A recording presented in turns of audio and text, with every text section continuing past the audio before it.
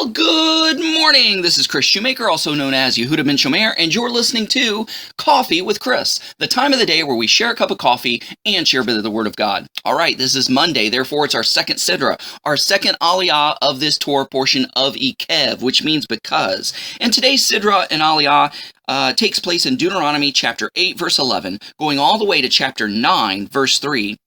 But today we're just going to focus in on some verses in Deuteronomy chapter 8, verses 11 through 20. So yesterday we discussed how to be blessed.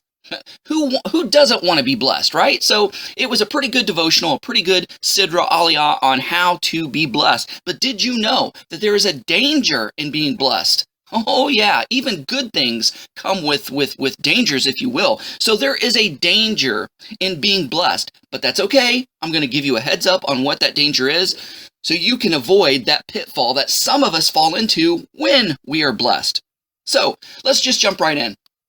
It says, be careful not to forget Adonai your God by not obeying his commandments, rulings, and regulations that I'm giving you today. So the first danger in blessing, we know that in order to be blessed, that we have to keep the commandments out of a loving, willing heart. But if we forget the commandments, there's a danger in forgetting the commandments. And when we forget the commandments, we will not obey the commandments. So there's a danger right off the bat of forgetting.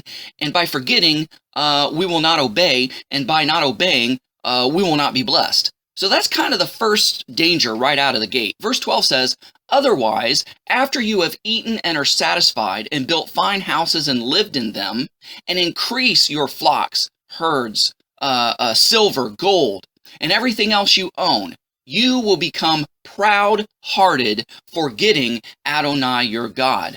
So we know that food, clothing, shelter, the increase of gold, silver, flocks, herds, these are a result of blessing. These are a result of keeping the commandments with a pure, clean, willing heart out of a reverential fear and love for God. It's remembering God that causes us to keep the commandments and therefore be blessed. But it says here, if you forget, there's the danger, forgetting. So it's just like when you're hungry. When you're hungry, you're just like, oh man, I just want to scarf down some food. I'm famished. My stomach's growling. I'm tired. I'm feeling weak. And so it's really easy to be thankful once food is given to you in that situation and in that condition. You're like, oh wow, you got a plate full of food right in front of me. You're like, oh, thank you so much, God, for this food. Thank you for this bounty. Bless it to my body's use. You eat it. And as soon as you eat it, you're not as thankful as you were prior. So being blessed causes you to forget the dire situation you were in before you were blessed, which caused you to be thankful. So when we're blessed, sometimes we become proud-hearted. We're satisfied. We have all our needs met. Therefore, we don't think of God. We don't seek God. We forget about pursuing his commandments. Then it says, you will become proud-hearted, forgetting Adonai your God who brought you out of the land of Egypt. So now Moses is saying, these are the reasons why we obey God.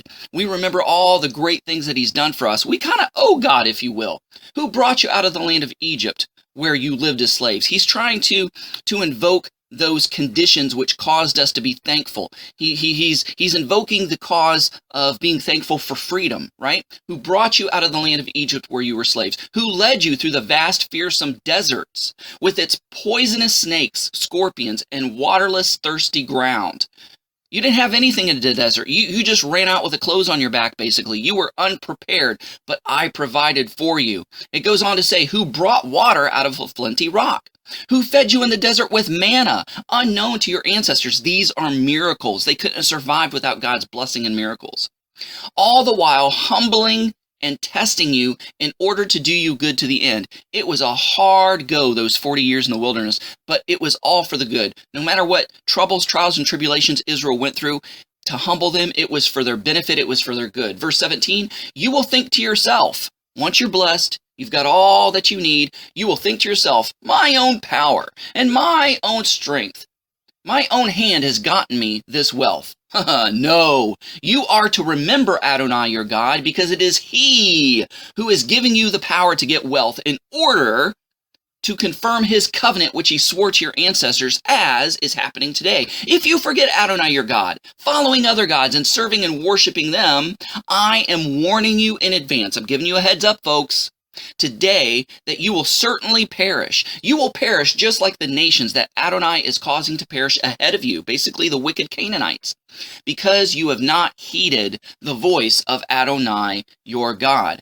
So it's all about remembering the commandments. When we remember, we're prone and more apt to keep being grateful and thankful when we are blessed. Because when we're thankful and blessed, we remember the prior condition we were in before we were blessed. And that produces gratitude. So remembrance and gratitude are the keys to staying blessed. And forgetting and ingratitude are the dangers that result from being blessed if you're not careful. I hope you guys understand and know what I'm saying here.